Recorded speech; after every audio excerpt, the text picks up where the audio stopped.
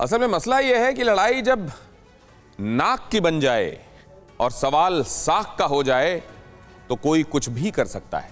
रूस ने अमेरिका और नेटो को चैलेंज देते हुए यूक्रेन पर हमला किया। दूसरी तरफ चीन ताइवान के मुद्दे पर अमेरिका को चैलेंज दे रहा है। रूस और चीन ने खुले तौर पर यह जताने की कोशिश की है कि अब अमेरिका दुनिया का सुपर पावर नहीं है। अमेरिका ने अब तक संयम से काम लिया है, लेकिन क्या यह सब्र बना रहेगा? क्या अमेरिका यूं ही अपनी बरसों पुरानी बादशाहत जाने देगा? हरगिज नहीं। सुपर पावर की पहचान बनाए रखने के लिए बहुत मुमकिन है कि अमेरिका चुनौती देने वालों की बोलती ही बंद कर दे। बाइडेन ने अगर एक बटन दबाया तो ऐसे धमाकों से दहल उठेगा मॉस्को।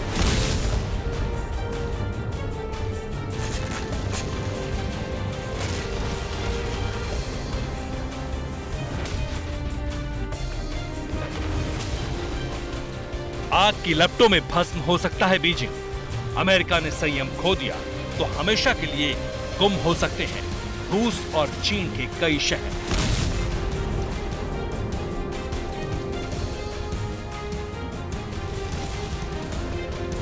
संयम खो रहा super power, Moscow Beijing in danger. अब तक अमेरिका न्यूक्लियर वॉर को टालने की कोशिश में, बाइडेन के धैर्य की परीक्षा रूस हर दिन यूक्रेन में बम और मिसाइलें दाग कर ले रहा है। जिसे दुनिया सुपर पावर कहती है, उसे हथियारों और युद्धपोत की शक्ति दिखा रहा है चीन। बारूद के साथ ही बयानों की भी बौछार हो रही है। बदलते वक्त के साथ अमेरिका की साख को दुनिया कसौटी पर कसने लगी।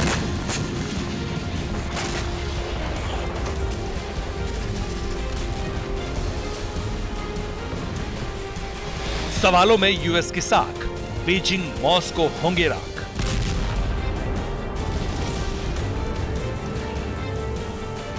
न एटम बम की कमी, न न्यूक्लियर हथियारों की कमी। एक से बढ़कर एक बैलिस्टिक और न्यूक्लियर मिसाइलें क्या नहीं है अमेरिका के पास।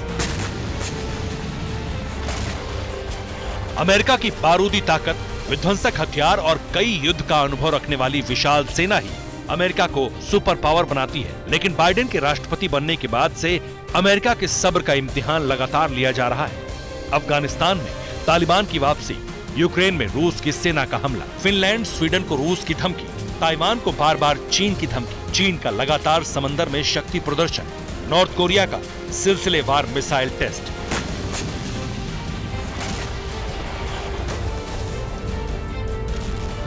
पुतिन जंग छेड़कर हद पार कर चुके हैं और जिनपिंग भी उसी रास्ते पर आगे बढ़ रहे हैं और बाइडेन लगातार एक महायुद्ध की शुरुआत को रोकने की नीति पर चल रहे हैं।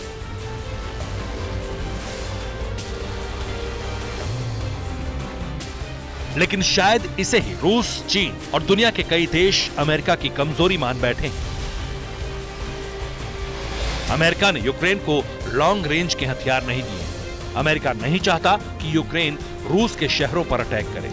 अमेरिका ने दक्षिण चीन सागर में लगातार संयम बरता है। ताइवान की सुरक्षा के लिए सैनिकों की तैनाती नहीं की गई।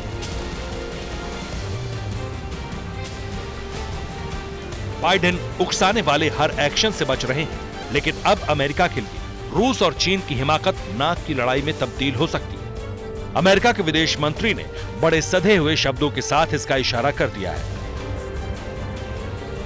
जॉर्ज वॉशिंगटन यूनिवर्सिटी में अपने संबोधन के दौरान एंटनी ब्लिंकन ने कहा, चीन ऐसा देश है जिसके पास अलग अंतर्राष्ट्रीय नजरिए की ओर जाने के लिए इरादे के साथ आर्थिक, तकनीकी, सैन्य और कूटनीतिक सामर्थ्य भी है। ब्लिंकन ने कहा कि रूस विश्व व्यवस्था के लिए केवल वर्तमान एवं तात्कालिक खतरा है, जबकि अमेरिका चीन को अंतर्राष्ट्रीय सुरक्षा खराब करने में ज्यादा सक्षम मानता है।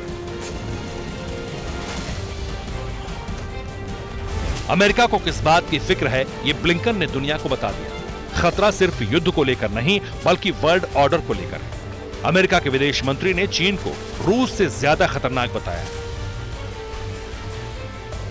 ब्लिंकन ने फिर दोहराया कि अमेरिका एंड कंपनी ने एक बार फिर एक वर्ल्ड वॉर और परमाणु शक्तियों के बीच की टक्कर को टाला है। लेकिन ब्लिंकन ने इस बार ये साफ कर दिया है कि अब अमेरिका रूस और चीन को रोकने के लिए एक्शन में आने वाला है। अमेरिका को लग रहा है कि युद्ध टालने की पॉलिसी ने रूस और चीन को बेकाबू बना दिया है। अमेरिका का डायरेक्ट युद्ध में शामिल न होना भी एक बहुत बड़े जंग की वजह बन सकती है।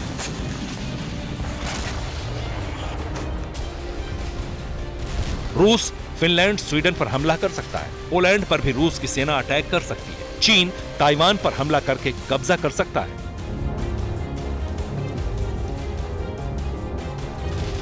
अमेरिका का लक्ष्य युद्ध टालना था, लेकिन अब युद्ध लड़ना ही अमेरिका की मजबूरी होती जा रही है। यही वजह है कि अब मॉस्को और बीजिंग अमेरिका के प्राइम टारगेट पर आ सकते हैं। माना जा रहा है कि अमेरिका की बराबरी करने वालों और चुनौती देने वालों को बहुत बड़ा सबक सिखा सकता है।